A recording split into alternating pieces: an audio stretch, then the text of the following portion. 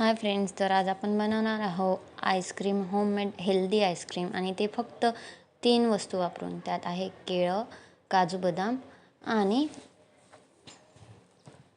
Dates. तर आपण 2 केळे घेऊन घेतलेली आहे आणि काजू 10 मिनिटं भिजवून घेतलेले आहे. त्याच्यासोबत बदामसुद्धा आहेत. आता हे बदामचे साल सोलून घेतलेले आहे आणि त्याचं पेस्ट बनवून घेतलेली आहे पाणी टाकून. आता आपण त्यामध्ये ॲड करूया कोको पावडर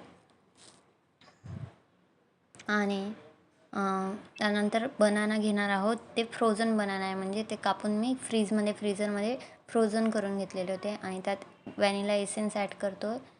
त्यामध्ये थोडेसे खजूरसुद्धा टाकलेले आहे गोड होण्यासाठी थोडं. आणि त्याची पेस्ट आता तयार झालेली आहे.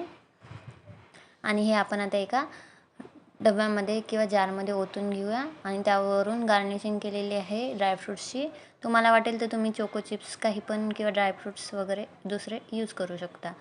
आणि आपण आता याला सेट होण्यासाठी ठेवून देऊया. ही बघा, आपली आईस्क्रीम तयार आहे. तर तुम्हाला कशी वाटली आईस्क्रीम हे नक्की कळवा.